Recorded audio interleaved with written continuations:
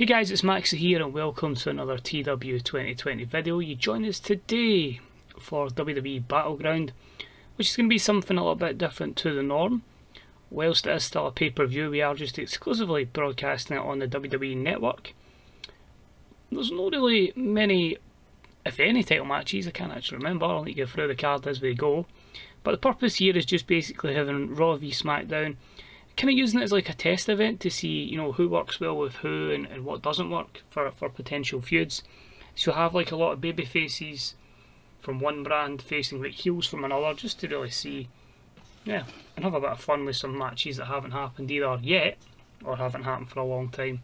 And the save, just in case we're making an arse of it, we've set a major band to appear, a B-list celebrity, and $1 million has been spent on a special set. So hopefully that can boost it. But looking forward to it. There's an NXT superstar, Mr. Money in the Bank, Ace Austin will be in action, just to throw a wee curveball in there. But looking forward to it, and then seeing what kind of matches we can build to in the future as we head into obviously June, July, and then on the road to SummerSlam. So as always, thanks for watching. If you like the video, wee thumbs up's appreciated.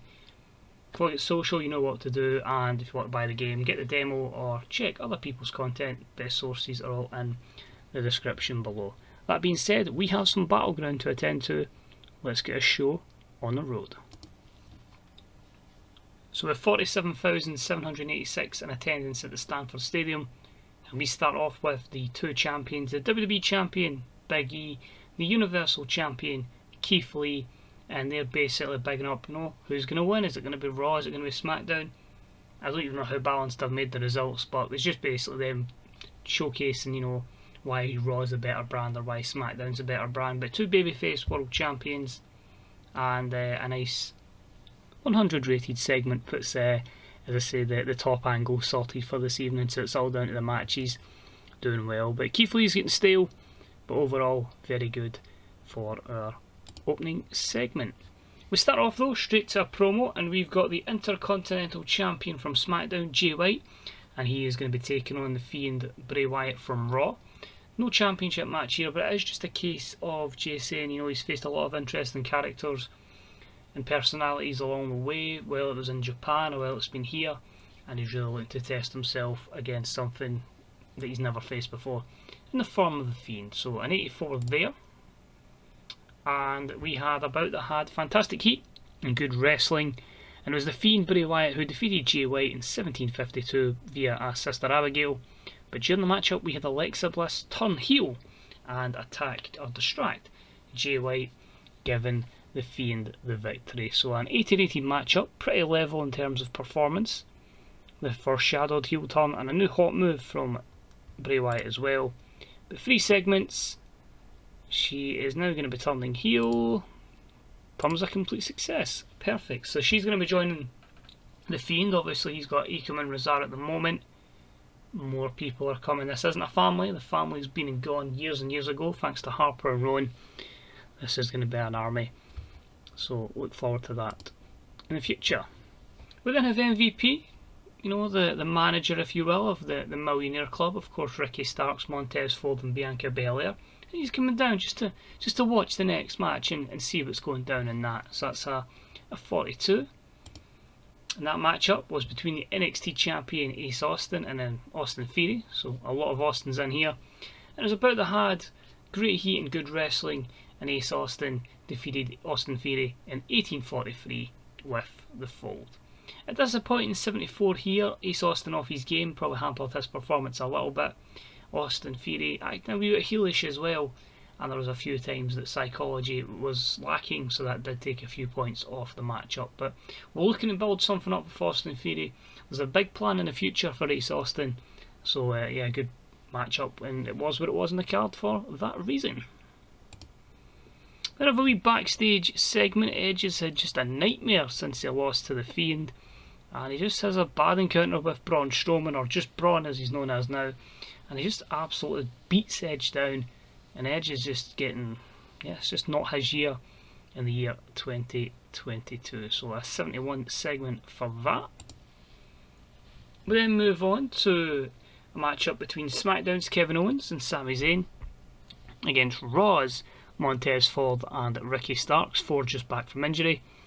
And it was a decent matchup which saw Ford and Starks from the Millionaires Club defeat Kevin Owens and Sami Zayn in 14:01 when Ricky Starks pinned Sami Zayn with a Buster Keaton following interference from MVP. So a 73. I felt this was a good opportunity to give the Millionaire Club a good victory. They're not a tag team. Let's put that together. It's separate single stars, all three of them. Bianca, Montez and Ricky. But a good chance to put them together, showcase them on pay-per-view and give them a good victory. They could have been a tag team in the future, but at the moment they are still single stars. Of course, Angelo Dawkins was in rehab for a drug problem and is in NXT once he returns from that. Moving on, MVP just saying, look at what we've got at the Millionaires Club. There's still room for new members, but you saw how good Montez Ford is. You saw how good Absolute Ricky Starks is, and Bianca Belair is just one of the bestest in the WWE. A very solid 61 rated segment. Moving along, we had a matchup that saw a combination of Raw and SmackDown superstars in each team, so we could give another alignment of the 4 horsewomen of MMA. And here we had a decent reaction from the crowd, but subpar wrestling, as a team of Bayley, Becky Lynch, Asuka and Io Shirai defeated Duke, Shafir, Rousey and Baszler in 1841 when Io Shirai pinned Shayna Baszler with a moonsault press. Io's getting a mini push at the moment in time.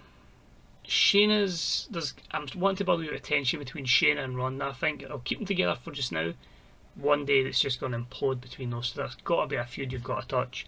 And with Shayna being about 39, I've seen some females retiring even younger than that. Natalia's retiring at 39 in NXT, so I need to be wary that any plans I've got for Shayna, I need to utilise them quite quickly or I won't get to use them. But a 60 overall. Worst shows were from Jessamine Duke and Bayley, so Bayley's someone I really need to try and sort out, but a good win there. Then had a matchup between SmackDown's Bronson Reed and Raw's Walter. This was a good matchup that saw Bronson Reed defeat Walter in 14:19 with a death drop driver, a very solid 80, and it can only be admire the fact that Bronson Reed gets an 81 performance. He's been one of the breakout stars of the save so far, and another one here just enhances his reputation again because it's Raw v SmackDown. There's not really storylines to these matches at all. We then had a decent matchup that saw Rhea Ripley and Sasha Banks from Raw defeat Charlotte Flair and Dakota Kai from SmackDown in 16:01 when Sasha Banks submitted Charlotte Flair with the bank statement. 78 is absolutely fantastic. Great performances there from Rhea and Charlotte. Rhea especially won 86. We're building Sasha up. Dakota's been booked fairly strongly as well. Charlotte might be looking to turn face in the future, and obviously this could have been an opportunity for Sasha to maybe finally attack Rhea Ripley or maybe attack Dakota Kai and take one of those championships as she has missed Money in the Bank. But again, just saying, no, Rhea, we're cool, we're fine. We're on the same page here, and utilising Rhea's really over skills here to try and get some of that over onto Sasha. But overall, pretty good there with the 70. I think it might be my highest rated women's match so far. Then I got another promo. SmackDown Seth Rollins taking on Raw's Randy Orton. And just really Seth saying it's good to be on the blue brand, it's good to represent them. Notice I made this move before it happened IRL. And he says he's known Randy for a long time. They've had their rivalry in their matches previously, and he's looking forward to coming up against him one more time just to show how damn good he is and that he won't get stung by this Viper. And their match was exceptional. It saw Seth defeat Randy in 2028 with the pedigree and 82, so I think that's probably been limited by the announce team. So I need to work out what my announce team's going to be to get the better announcing, but 86 plays an 83. And it just shows that the team of Matt Striker, Corey Graves and Nigel McGuinness, not quite where I want it to be, but very good there, that singles match. I think the rest of the matches tonight are either 6-mans or tag team matches. Then a promo from the Samoan Dynasty, and they're just really laughing about what they've done on SmackDown. They beat down Finn Balor after his matchup with, I think it was Jacob Fatu he had. It's just a promo here, just trying to get all of them over. Roman's obviously already over. Everybody wants to put Jacob Fatu over. and we're hoping some of that can push on to the Usos. But a 68, fairly respectable considering some of the other overness. Finn Balor talks about the attack and he just says, "While I'm not really clear to compete, there will be a day that I will get my revenge on Roman Reigns. The Prince is going to rise again and he's going to bring some friends with him." So that's going to be a solid feud that I'm looking to in the future. Stay tuned on that. Very good promo, the 80. But the matchup that we do go into was a matchup between Drew McIntyre, John Cena and the WWE Champion Big E against Roman Reigns, Jacob Fatu and The Miz. And it was a bout that had fantastic heat and great wrestling. And it saw Reigns, Fatu and The Miz defeat Drew, Cena and Big E in 26-10 when Roman Reigns pinned John Cena with the spear.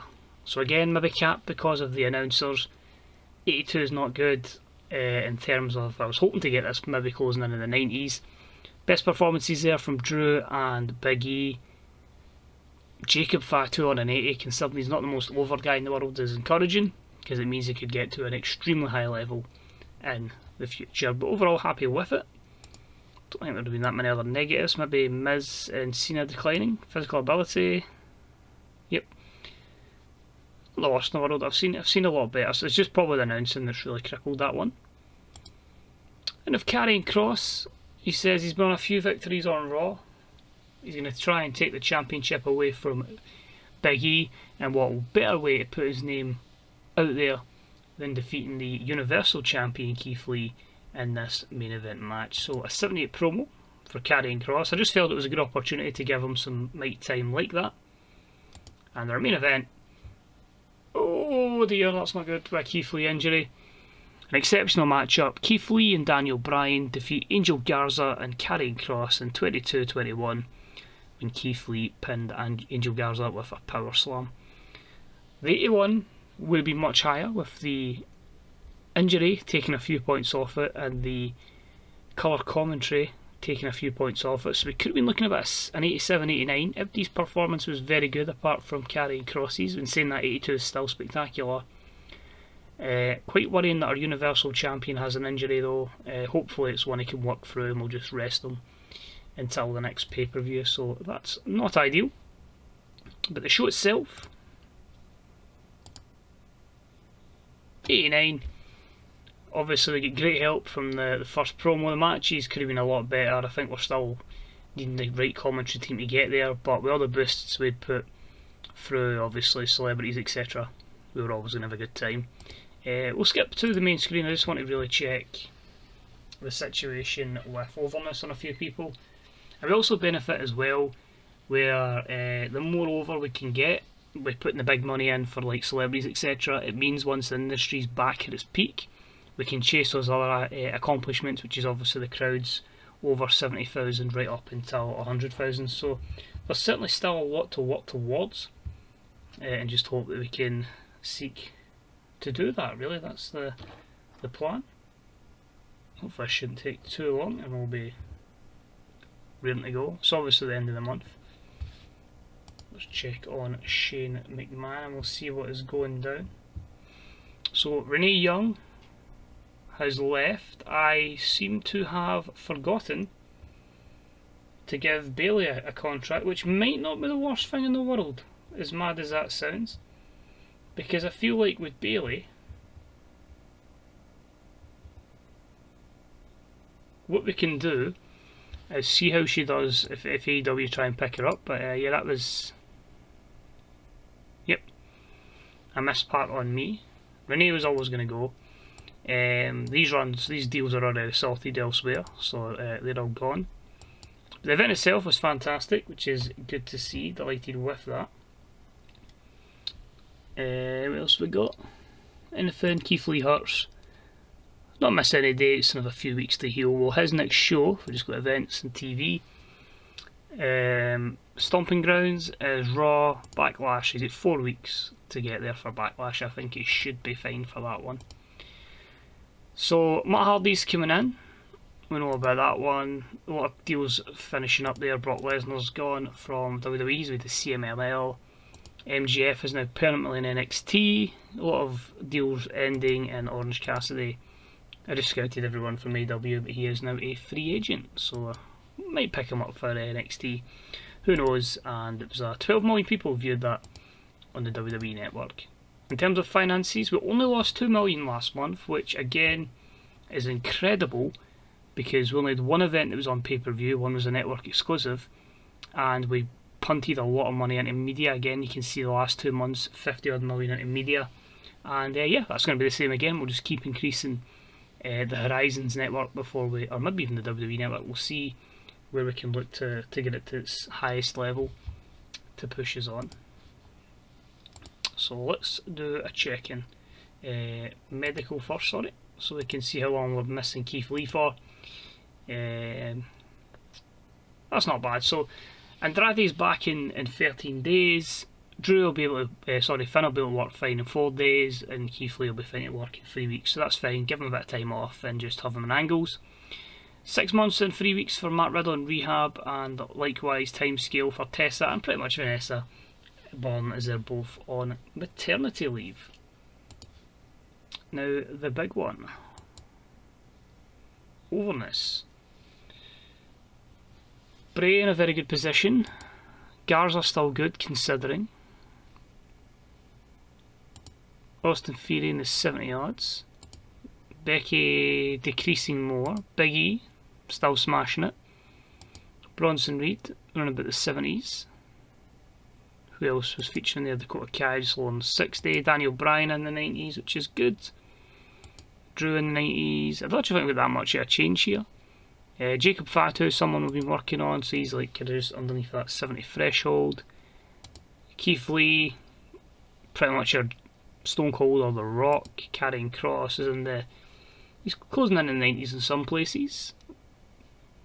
Also we've got John Cena, still 91, obviously the half the roster hates him. Kevin Owens 75. That's one we can certainly look at, would be Montez Ford, who's got up to 59 at the moment, so he's certainly gained a little bit under the tutelage of MVP. Same with Ricky Starks, he's up to just under 60. Otis is one we've been working on previously, 83, so he's got something probably good coming his way in the future. Sasha, did you gain anything from that victory? Yes, she's into the 60s, which is good. Seth, he's had a massive gain for that one over Randy actually. You can see there, 87 up to 95, 96 in some places, so a very good victory for him in that regard. Roman's there, and Randy remains over in defeat, so that's absolutely perfect as well. And the Miz, yeah, solidly sitting in the 90s, so we're in a very good position. You've probably had a wee look there and saw who is going to be coming in the future. But yeah, things are looking good. I'll go and sort out where we're going to have the money going to. And until next time, thanks for watching, and hopefully I'll see you for WWE Stomping Grounds, a Raw brand exclusive pay-per-view that'll come up next week on the old YouTube. So thanks again, stay safe guys, and I'll see you soon. Bye bye.